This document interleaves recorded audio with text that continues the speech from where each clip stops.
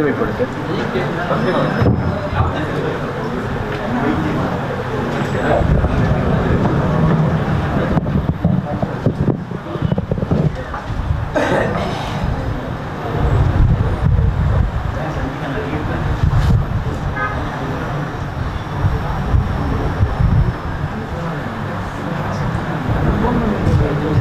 ನಿನ್ನೆ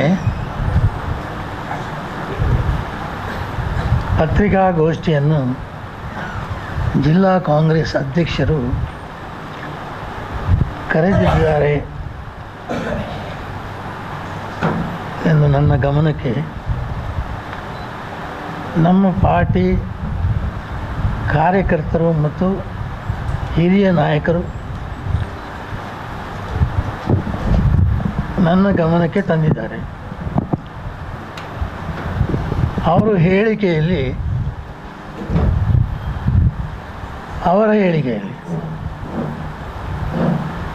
ನನ್ನ ಸಲಹೆ ಮತ್ತು ಸೂಚನೆ ಪಡೆದು ಮಹಾನಗರ ಪಾಲಿಕೆ ಅಭ್ಯರ್ಥಿಗಳನ್ನು ಆಯ್ಕೆ ಮಾಡಲಾಗಿದೆ ಎಂದು ಹೇಳಿದ್ದಾರೆ ಅಂತ ನನ್ನ ಗಮನಕ್ಕೆ ಕಾರ್ಯಕರ್ತರು ಮತ್ತು ನಾಯಕರು ತಂದಿದ್ದಾರೆ. ಇದು ಸತ್ಯಕ್ಕೆ ಬಹಳ ದೂರವಾದ ಹೇಳಿಕೆ. ನನ್ನ ಹತ್ರ ಯಾರೂ ಕೂಡ ಕೇಳಿಲ್ಲ.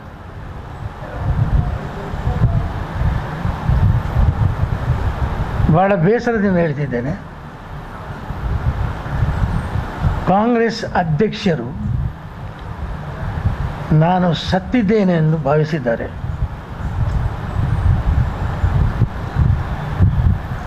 ಇದು ಆಗಬಾರದಿತ್ತು.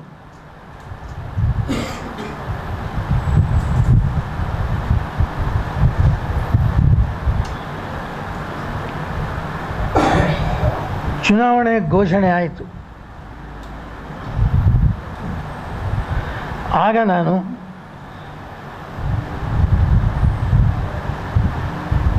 ಚುನಾವಣೆಯ ಉಸ್ತುವಾರಿ ನೋಡುತ್ತಿರುವ ವೇಣುಗೋಪಾಲರಿಗೆ ಫೋನ್ ಮಾಡಿ ಇಲ್ಲಿ ಅಭ್ಯರ್ಥಿಗಳ ಆಯ್ಕೆ ಮಾಡುವಾಗ ಅಭ್ಯರ್ಥಿಗಳ ಹಿರಿತನ ಹಾಗೆಲ್ಲ ಜಾತಿ ಹಾಗೂ ವರ್ಗಗಳಿಗೆ ಅವಕಾಶ ನೀಡಬೇಕು, ಯಾರನ್ನು ಕೂಡ ಬಿಡಬಾರದು ಹಾಗೂ ಸಂಬಂಧಪಟ್ಟ ಹಿರಿಯ ಪಕ್ಷ ನಾಯಕರನ್ನು ಅವರೊಡನೆ ಸಮಾಲೋಚನೆ ಮಾಡಿ ಅಭ್ಯರ್ಥಿಗಳನ್ನು ಆರಿಸುವಂತೆ ಈ ಸೂಚನೆಯನ್ನು ಜಿಲ್ಲಾ ಕಾಂಗ್ರೆಸ್ಸಿಗೆ ನೀಡುವಂತೆ ನಾನು ವೇಣುಗೋಪಾಲರಿಗೆ ಹೇಳಿದ್ದೆ. ಈ ಹಿಂದೆ ನಾನು ಮಹಾನಗರ ಪಾಲಿಕೆಯ ಚುನಾವಣಾ ಸಂದರ್ಭದಲ್ಲಿ ನಿಮಗೆ ಎಲ್ರಿಗೆ ತಿಳಿದಂತೆ ಎಲ್ಲ ಅಭ್ಯರ್ಥಿಗಳ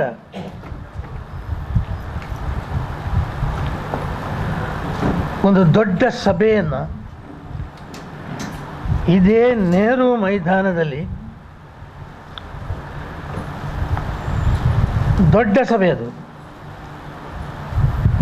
ಕರೆದು ಒಂದು ಪ್ರತಿಜ್ಞೆ ಮಾಡಿಸಿದ್ದೆ. ಅದು ಎಲ್ಲ ಪತ್ರಿಕಾ ಬಂಧುಗಳಿಗೆ ಕೂಡ ಗೊತ್ತಿದೆ. ಈ ಬಾರಿ ಅಭ್ಯರ್ಥಿ ಮಹಾನಗರ ಪಾಲಿಕೆ ಆಯ್ಕೆ ಅಥವಾ ಚುನಾವಣಾ ವಿಚಾರದಲ್ಲಿ ಜಿಲ್ಲಾ ಕಾಂಗ್ರೆಸ್ ನನ್ನೊಡನೆ ಸಮಾಲೋಚನೆ ಮಾಡಿದೆ ಅಂತ ಹೇಳಲು ಇದು ಸತ್ಯಕ್ಕೆ ದೂರವಾದ ಮಾತು. ಅವರು ಈ ಹೇಳಿಕೆಯನ್ನು ಕೊಡಬಾರದಿತ್ತು.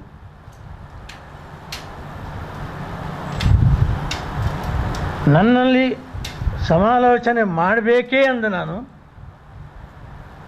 ಎಂದೂ ಕೂಡ ಯಾರ ಹತ್ರ ಕೂಡ ಹೇಳಿಲ್ಲ.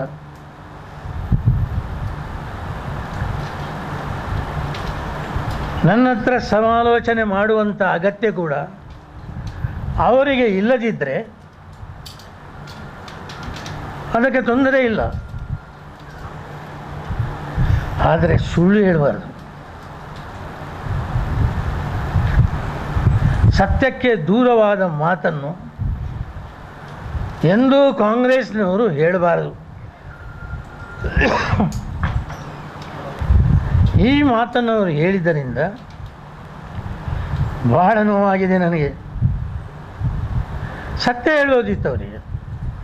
ಹೌದು, ನಾವು ಪೂಜಾರಿಯವರ ಹತ್ರ ಸಮಾಲೋಚನೆ ಮಾಡಿಲ್ಲ, ಮಾಡುವುದು ಕೂಡ ಇಲ್ಲ. ಅವರು ಯಾರು ಅಂತ ಕೂಡ ಅವರಿಗೆ ಕೇಳ್ಬೋದಿತ್ತು. ಅದು ಅವರ ಅಧಿಕಾರ.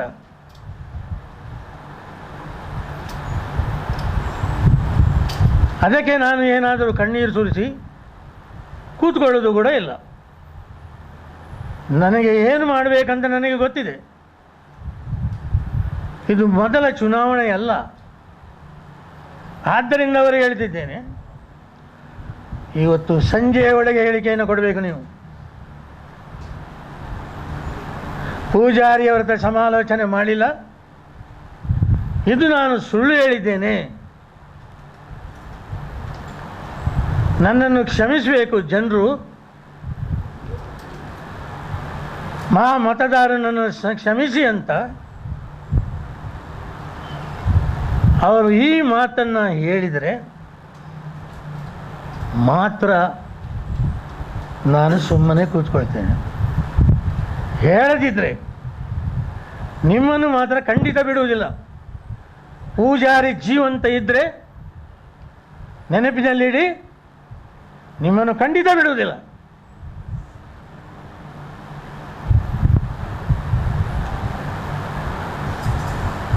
ಕಾಂಗ್ರೆಸ್ ನಮಗೆ ಸುಳ್ಳನ್ನು ಹೇಳಲಿಕ್ಕೆ ಕಲಿಸಲಿಲ್ಲ. ಪುನಃ ಹೇಳ್ತೇನೆ, ನಿಮಗೆ ಅರ್ಥ ಮಾಡಿಕೊಳ್ಳಿ.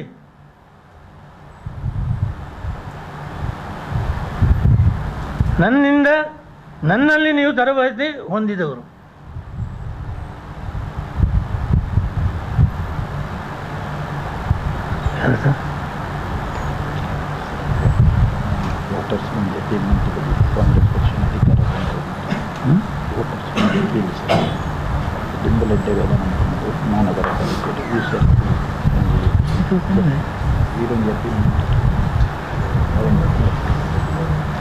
ಕಾಂಗ್ರೆಸ್ ಕಾರ್ಯಕರ್ತರಲ್ಲಿ ಹೇಳಿದೆ ಅಂತ ಈಗ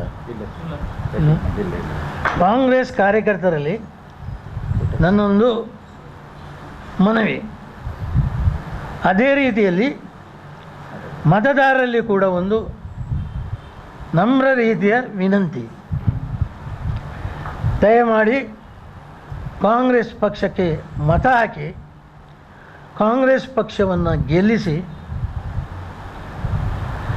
ನಮಗೆಲ್ಲರಿಗೆ ಒಂದು ಕಾಂಗ್ರೆಸ್ ಪಕ್ಷದ ಋಣ ಇದೆ, ಅದನ್ನು ತೀರಿಸುವಂಥ ಕೆಲಸವನ್ನು ಮಾಡುವಂಥ ನಿಮ್ಮ ಹತ್ರ ಮನವಿ ಮಾಡಿಕೊಳ್ತಿದ್ದೇನೆ.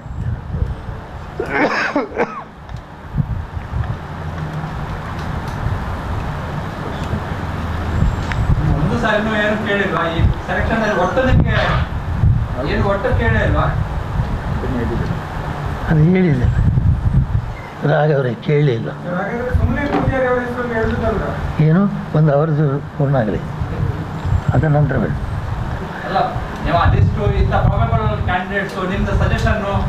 ಏನಿಲ್ಲಪ್ಪ, ಅದಕ್ಕೆ ಹೇಳಿದ್ದೇನಲ್ಲ, ನಾನು ಸತ್ತಿದ್ದೇನೆ ಅಂತ ಭಾವಿಸಿದ್ದಾರೆ. ಆದರೆ ಚಿಂತಿಲ್ಲ, ಆದರೆ ಸುಳ್ಳು ಹೇಳಬಾರದು ರಾಘವರೇ. ಹೇಳಿ.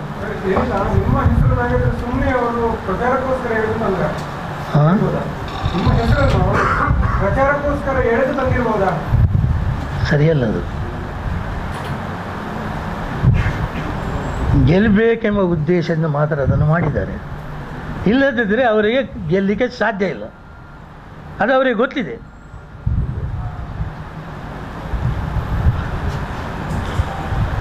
ನೋಡುವ, ಗೆಲ್ಲಿಸಿ ತೋರಿಸಲಿ ಅವರು ಕೈವ.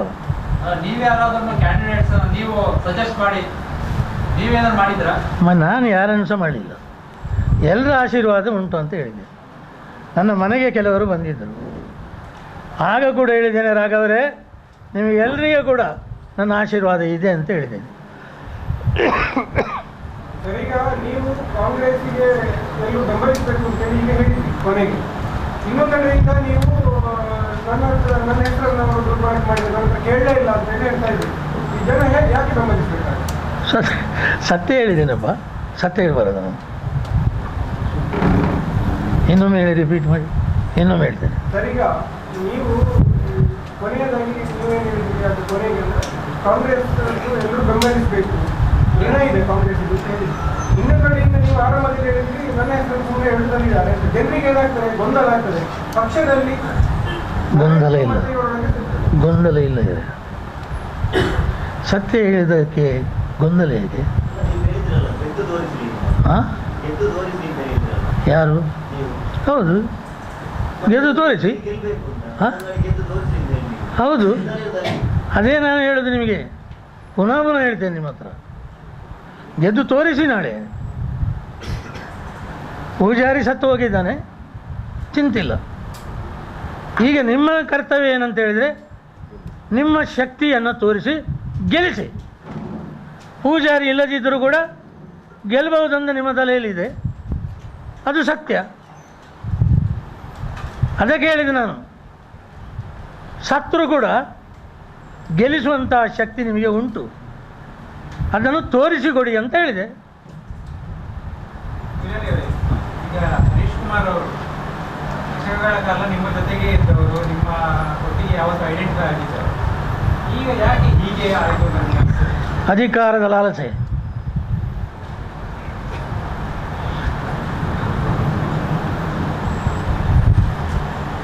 ಯಾರು ಸಹ ಬೇಡ, ತಂದೆ ತಾಯಿ ಕೂಡ ಬೇಡ,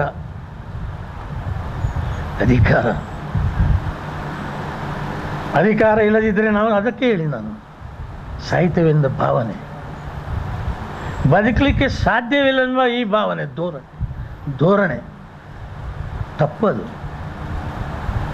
ಅದನ್ನು ಪೂಜಾರಿ ಈ ದೇಶಕ್ಕೆ ಅಥವಾ ಜಗತ್ತಿಗೆ ತೋರಿಸಿಕೊಳ್ಳಿಲ್ಲ, ಎಂದೂ ತೋರಿಸಿಕೊಳ್ಳಿಲ್ಲ, ಇಂದು ಕೂಡ ತೋರಿಸಿಕೊಡುವುದಿಲ್ಲ. ಅದಕ್ಕೆ ಇದು ಬಹಳ ನೋವಾಗಿದೆ.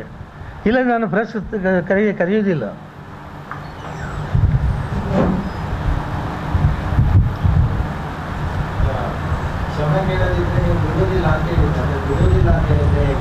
ಯಾರು ಯಾರು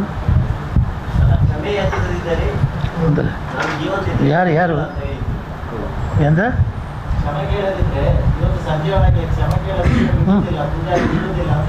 ಹೌದು, ಹೇಗೆ ಅಂತ ಹೇಳಿದರೆ ಅದು ತೋರಿಸಿಕೊಡ್ತೇವೆ. ನಾನಲ್ಲ, ಜನ ನಿಮ್ಮನ್ನು ಬಿಡುವುದಿಲ್ಲ. ನೋಡಿ, ಯಾವ ತಾರೀಕು? ಅಲ್ಲ, 14 ಕೌಂಟಿಂಗ್ ಅಲ್ವಾ? 14 ಅಲ್ಲ, ತೋರಿಸಿಕೊಡ್ತಾರೆ. ನೋಡಿ ನೀವು, ರಾಘವರೇ, ಆ ದಿವಸ ಎದ್ದು ನೀವು ಕೇಳಬೇಕು ನನಗೆ, ಆ ದಿವಸ ಈ ಮಾತಾಡಿಸಲು ಈಗ ಏನು ಹೇಳ್ತೀಯ ಅಂತ ಕೇಳಬೇಕು, ಬಿಡಬೇಡಿ ನಾನು. ಅಲ್ಲ, ನಿಮಗೆ ಈ ಇಡೀ ವಯಸ್ಸಿನಲ್ಲಿ, ಅದು ನೀವು ಈ ವಯಸ್ಸಿನಲ್ಲಿ ತೊಂದರೆ ಕೊಡಬಾರ್ದು ಅಂತ ಉದ್ದೇಶನ ಹಾಗೆ. ನನಗೆ ವಯಸ್ಸಾಗಿದೆ ಹೇಳಿ, ಅವರು ಅಂದ್ಕೊಳ್ಳಿ. ಅದಕ್ಕೆ ಹೇಳಿದ್ರು, ನಾನು ವಯಸ್ಸಾದವನಾಗೆ ಕಾಣ್ತೀರ? ಅಲ್ಲ, ಅವರಿಗೆ ಆದಾಗ ಅದನ್ನು ರಾಘವರು ಹೇಳ್ಬೇಕು. ನಾಳೆ ನಿಮ್ಮ ಇದುಂಟಲ್ಲ, ಪತ್ರಿಕೆಯಲ್ಲಿ ಬರೆಯೋದು, ಎಲ್ಲರೂ ನೀವು ಏನು ಬೇಕಾದರೂ ಬರೀರಿ, ನಾನು ಅದಕ್ಕೆ ಆಕ್ಷೇಪ ಮಾಡುವುದಿಲ್ಲ. ಬರೀರಿ, ಇದೆಲ್ಲ ನಿಲ್ಲಬೇಕು ಸ್ವಾಮಿ. ಏನು ಈ ಸುಳ್ಳು ಅಂತ ಹೇಳಿದರೆ, ನಮ್ಮ ಜನ್ಮದಲ್ಲಿ ಇವರಿಗೆ ಕಲಿಸಲಿಲ್ಲ ನಾನು ಸುಳ್ಳು ಹೇಳಿ ಅಂತ. ಇತ್ತೀಚೆಗೆ ಕೆಲವು ಸಾಮಾಜಿಕ ಜಾಲತಾಣಗಳಲ್ಲಿ ನಿಮ್ಮ ಬಗ್ಗೆ, ಸ್ವಾಸ್ಥ್ಯದ ಬಗ್ಗೆ ಎಲ್ಲ ಕೆಲವು ಇದು ಬಗ್ಗೆ, ಆರೋಗ್ಯದ ಬಗ್ಗೆ ನೀವು ಅದು ಯಾಕೆ ಆ ಥರದ್ದು ಇದಾಗ್ತಾ ಇದೆ ಅಂತ ಅವರಿಗೆ ಅದರಲ್ಲಿ ಕೂಡ ಒಂದು ತೃಪ್ತಿ ಆಗಲಿ, ಸಮಾಧಾನ ಅವರಿಗೆ ಆಗಲಿ. ನಾನು ಅಡ್ಡ ಬರೋದಿಲ್ಲ, ಅವರಿಗೆ ತೃಪ್ತಿ ಬರುವುದಾದರೆ ಬರಲಿ. ನೀವು ಸಜೆಸ್ಟ್ ಮಾಡಿದ ಕ್ಯಾಂಡಿಡೇಟ್ಸ್ ಅನ್ನ ಇಗ್ನೋರ್ ಮಾಡೋದಂತ ಆಗಿದೆ ಈ ಸರಿ. ಯಾವುದರಲ್ಲಿ ಸಜೆಸ್ಟ್ ಮಾಡಿದ ಕ್ಯಾಂಡಿಡೇಟ್ಸ್ ನಾನು ಯಾರನ್ನು ಕೂಡ ಸಜೆಸ್ಟ್ ಮಾಡಲಿಲ್ಲ ರಾಘವರೇ. ಎಲ್ರಿಗೆ ಆಶೀರ್ವಾದ ಅಂತ ಹೇಳಿದ್ದೇನೆ. ನಿಮಗೆ ಎಲ್ರಿಗೂ ಕೂಡ ಆಶೀರ್ವಾದ ಉಂಟು ನಂದು.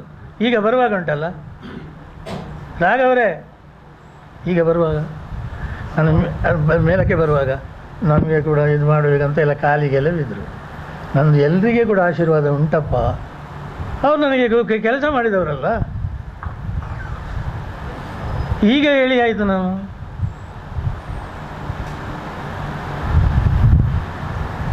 ಈಗ 2018 ಅಸೆಂಬ್ಲಿ ಅಥವಾ ಮೊನ್ನೆ ಪಾರ್ಲಿಮೆಂಟ್, ಇದರಲ್ಲಿ ದಕ್ಷಿಣ ಕನ್ನಡ ಮತ್ತು ಉಡುಪಿಯ ಹಿರಿಯ ನಾಯಕರನ್ನು ಕಡೆಗಾಣಿಸಿದ್ರಿಂದಾಗಿ ಕಾಂಗ್ರೆಸ್ಗೆ ಹೆಚ್ಚು ಕೆಟ್ಟು ಬಿದ್ದಿದೆ ಅಂತ ಅನಿಸ್ತದೆ.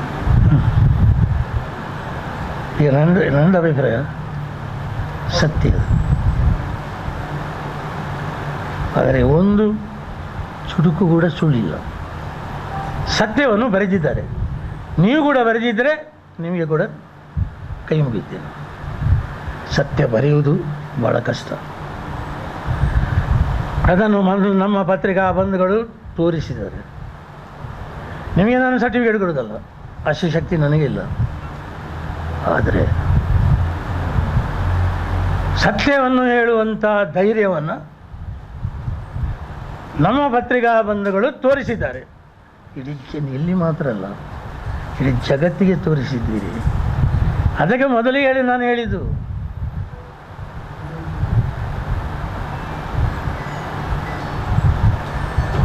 ಆಗಲಿ ನೋಡುವ. ಈಗ ರಾಜ್ಯದಲ್ಲಿ ಈಗ ನೀವು ಹೋದ ಅಸೆಂಬ್ಲಿ ಎಲೆಕ್ಷನ್ ಟೈಮಲ್ಲಿ ಸಿದ್ದರಾಮಯ್ಯನ ಲೀಡರ್ಶಿಪ್ ಬಗ್ಗೆ ಸ್ವಲ್ಪ ಅಸಮಾಧಾನ ವ್ಯಕ್ತಪಡಿಸಿದ್ವಿ. ಅದು ಹೇಗೆ ಹೋಗ್ತಾ ಉಂಟು. ಈಗ ಎರಡು ಇಲೆಕ್ಷನ್ ಸೋತಿತ್ತು, ಅವರ ನೇತೃತ್ವದಲ್ಲೇ ಸೋತಾಯಿತು. ಈಗ ಆದರೂ ಅವರಿಗೆ ಅಪೋಸಿಷನ್ ಲೀಡರ್ ಕೊಟ್ಟಿದ್ದಾರೆ. ಮತ್ತು KPCC ಅಧ್ಯಕ್ಷರ ಹೆಸರಿಗಿದ್ರು ಕೂಡ ಆಲ್ಮೋಸ್ಟ್ KPCC ಅನ್ನು ಕಂಟ್ರೋಲ್ ಮಾಡುವ ರೀತಿಯಲ್ಲಿ ಇದ್ದಾರೆ.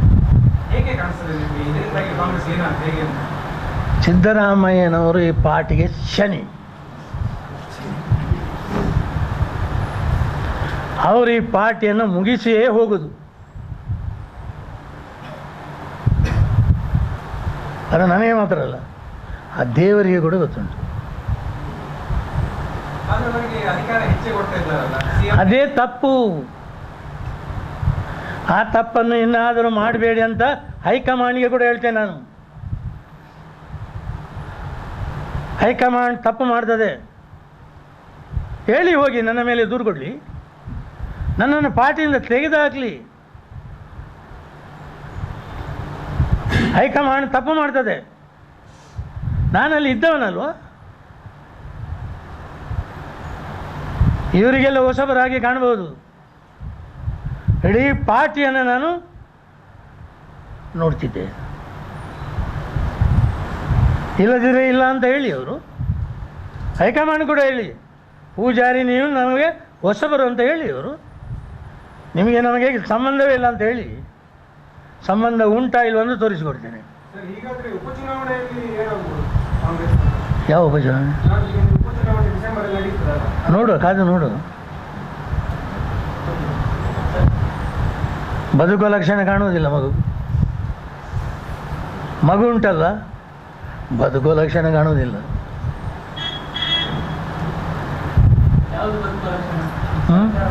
ಯಾವುದು ಮಗು? ಯಾರ ಮಗು ಅಂತ ಕೇಳಬೇಡಿ. ಎರಡು ದಿನ ಹಿಂದೆ ಯಡಿಯೂರಪ್ಪ ಅವರ ಒಂದು ಆಡಿಯೋ ಬಿಡುಗಡೆ ಆಗಿತ್ತು. ಸರ್ಕಾರ ಮೈತ್ರಿ ಸರ್ಕಾರ ಬೀಳಿಸಲಿಕ್ಕೆ ಅಮಿತ್ ಶಾ ಸೂಚನೆ ಕೊಟ್ಟಿದ್ರು ಅನ್ನುವಂಥ ಒಂದು ಯಡಿಯೂರಪ್ಪನ ಹೇಳಿಕೆ. ಯಡಿಯೂರಪ್ಪನವರು ಮತ್ತು ಅಮಿತ್ ಶಾ ನೋಡಿಕೊಳ್ಳಿ, ತೆಗೆದು ಬಿಸಾಡಲಿ ಯಡಿಯೂರಪ್ಪನವರನ್ನು. ತಾಕತ್ತಿದ್ದ ಅಮಿತ್ ಶಾ ಅವರಿಗೆ. ಇಲ್ಲದ್ರೆ ಅಮಿತ್ ಶಾ ಅವರದ್ದು ಒಪ್ಪಿಗೆ ಇದೆ ಅಂತ ಆಯ್ತಲ್ಲ, ಅವರು ಹೇಳಿಸಿದಂತ ಆಯ್ತಲ್ಲ.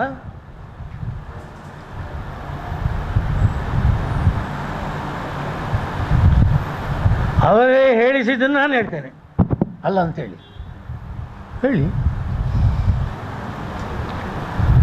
ಅಮಿತ್ ಶಾ ಭಾಳ ತಲೆ ಇದ್ದ ಮನುಷ್ಯ, ಬ್ರೈನ್ ಉಂಟು ಅವರಿಗೆ.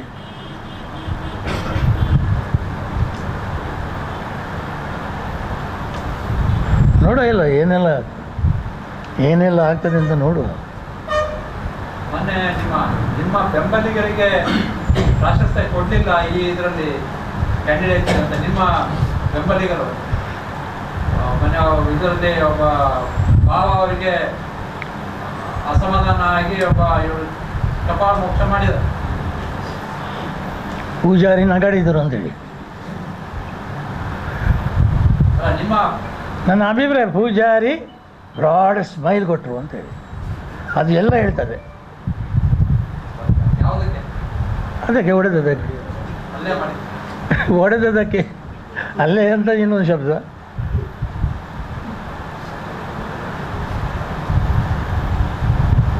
ಎಲ್ರಿಗೆ ಸಮಾಧಾನ ಆಗಿದೆ ಅಂತ ಹೇಳಿದರು.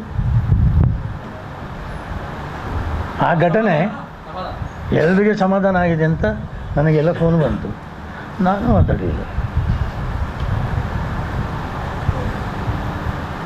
ಹೊಡಿಬಾರದು ಯಾರಿಗೆ ಸಹ, ಅದು ತಪ್ಪು.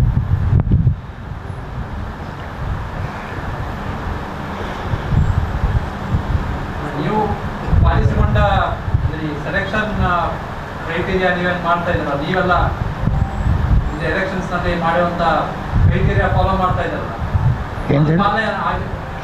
ಕಾಣ್ತಾ ಇದೆ.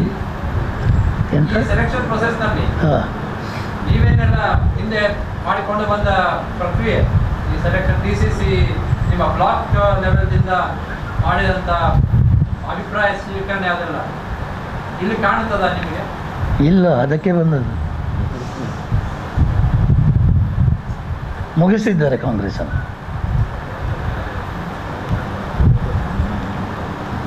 ಮಹಾನಗರವಾಗಿ ಚುನಾವಣೆಯಲ್ಲಿ ಯಾವ ಪಕ್ಷ ಅಧಿಕಾರಿ? ಎಂತವ? ನಗರಪಾಲಿಕೆ ಚುನಾವಣೆಯಲ್ಲಿ ಯಾವ ಪಕ್ಷ ನಗರಪಾಲಿಕೆ ಅಧಿಕಾರಿ? ಈಗ ಹೇಳಿದಿಲ್ಲ ನಾನು. ಮುಗಿಸ್ತಾರೆ, ಹೀಗೆ ಬರ್ಬೋದು. ಮುಗಿಸ್ತಾರೆ. ಯಾವುದು? ಕಾಂಗ್ರೆಸ್ ಅಲ್ಲದ್ರೆ BJP. ಈಗ ಮುಗಿಸಿದ ಯಾವುದು? ಈಗ ನೀವೇ ಹೇಳಿದ್ರಿ ಕಾಂಗ್ರೆಸ್ ಬರುವುದಿಲ್ಲ, BJPಯವರು ಬರ್ತಾರೆ. ಬರಲಿ. ಏನು ಬಾಯಿ BJPಯವರು ಮನುಷ್ಯರಲ್ವಾ? ಬಿಜೆಪಿ ಪರ ಬ್ಯಾಟಿಂಗ್ ಹಾಂ, ಬಿಜೆಪಿ ಪರವಾಗಿ ಬ್ಯಾಟಿಂಗ್. BJP ಬರಬೇಕಂತ ನಾನು ಹೇಳಿಲ್ಲ, BJP ಬರ್ತದೆ ಅಂತ ಹೇಳಿದ್ದು. ಅದನ್ನು ಇವರು ಅರ್ಥ ಮಾಡಿಕೊಳ್ಬೇಕು. ಇಲ್ಲಂದ್ರೆ ಆತ್ಮಹತ್ಯೆ ಮಾಡಿಕೊಳ್ತಿದ್ದಾರೆ.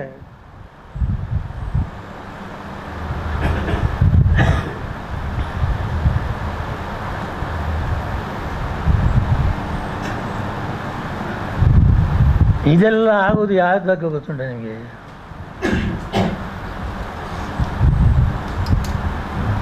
BJP ಬರಬೇಕು ಅಂತ ಇವರೆಲ್ಲ ಮಾಡೋದು.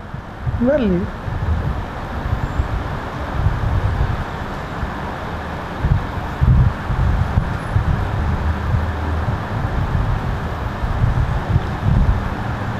ಇಲ್ಲ, ಒಂದು ಮಹಿಳೆ, ಅದು ಕೂಡ ಮುಸ್ಲಿಂ ಜನಾಂಗಕ್ಕೆ ಸೇರಿದ ಮಹಿಳೆ, ಏನಾಗ್ತದೆ ಇವರಿಗೆ? ಒಂದು ಮಹಿಳೆಯನ್ನು ಸಪೋರ್ಟ್ ಮಾಡಿದರೆ ಇವರಿಗೆ ಏನಾಗ್ತದೆ?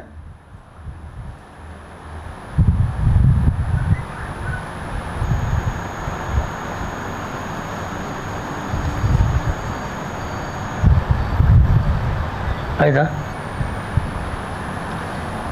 ಏನಾದರೂ ಹೇಳಲಿಕ್ಕೆ ಅಂದರೆ ಹೇಳಿ. ಕ್ಷಮೆ ಕೇಳಿದ್ರೆ ಚಿತ್ರಣ ಬದಲಾಗ್ತದಾ? ಏನು ಸಂಜೆ ಒಳಗೆ ಕ್ಷಮೆ ಕೇಳಿದ್ರೆ ಚಿತ್ರಣ ಬದಲಾಗ್ತದೆ? ಕೇಳುದಿಲ್ಲ ಎಂತ? ಕ್ಷಮೆ ಕೇಳಿದ್ರೆ ಹಾಂ, ಈ ಚಿತ್ರಣ ಬದಲಾಗ್ತದಾ ಅಂತ ಹೇಳಿ. ಯಾರು ಕ್ಷಮೆ ಕೇಳಿದರೆ? ಕಾಂಗ್ರೆಸ್ ಅಧ್ಯಕ್ಷರು, ಜಿಲ್ಲಾಧ್ಯಕ್ಷರು. ಅವರು ಕೇಳುವುದು ಸಹ ಇಲ್ಲ, ಅವರನ್ನು ಕೇಳಲಿಕ್ಕೆ ಬಿಡುವವರು ಕೂಡ ಇಲ್ಲ.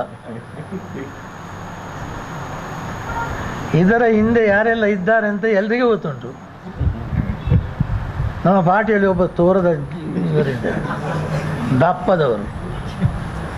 ಈಗ ನಾಳೆ ಸಿದ್ದರಾಮಯ್ಯ ಅವರು ಅವ್ರದ್ದು ಕತೆ ಇದೆಯಲ್ಲ, ಅದಲ್ಲ ಇರಲಿ, ಅವರು ಇದನ್ನು ಮಾಡಿಸೋದಪ್ಪ, ಗೊತ್ತಾಯ್ತಲ್ಲ? ಹಾಂ, ಹೇಳಿ. ಸರಿ, ನಾಳೆ ಸಿದ್ದರಾಮಯ್ಯ ಅವರು ಪ್ರಣಾಳಿಕೆ ಬಿಡುಗಡೆಗೆ ಬರ್ತಾ ಇದ್ದಾರೆ. ಎಲ್ಲಿಗೆ? ಮಂಗಳೂರಿಗೆ ಪ್ರಣಾಳಿಕೆ ಬಿಡುಗಡೆಗೆ ಬರ್ತಾ ಇದ್ದಾರೆ. ಬರಲಿ. ನಿಮ್ಮನ್ನೇನಾದರೂ ಕಾರ್ಯಕ್ರಮಕ್ಕೆ ಕರೆದಿದ್ದಾರೆ? ನಾನು ಕರೆದರೂ ಕೂಡ ಹೋಗೋದಿಲ್ಲ. ಎಲ್ಲಿದ್ದರು ಸಿದ್ದರಾಮಯ್ಯನವರು? ಇಷ್ಟವರೆಗೆ ಎಲ್ಲಿದ್ದರು? ಈಗ ಮಾತ್ರ ಅವರಿಗೆ ಗೊತ್ತಾದದ್ದ? ಮಂಗಳೂರಲ್ಲಿ ಕಾಂಗ್ರೆಸ್ ಪಕ್ಷ ಇದೆ ಅಂತ. ಬರಲಿ, ಬಂದು ಏನು ಹೇಳ್ತಾರೆ ಅಂತ ನೋಡುವ. ಮರು ದಿವಸ ನಿಮ್ಮ ಪ್ರೆಸ್ ಕಾನ್ಫರೆನ್ಸ್, ಕ್ಷಮಿಸಬೇಕು ದಿವಸ ಆಗಲು ಕರೀತೇನೆ, ಮರು ದಿವಸ ಪ್ರೆಸ್ ಕಾನ್ಫರೆನ್ಸ್ ಒಂದು ಬರಲಿ, ಏನು ಹೇಳ್ತಾರೆ ಅಂತ ನೋಡುವ.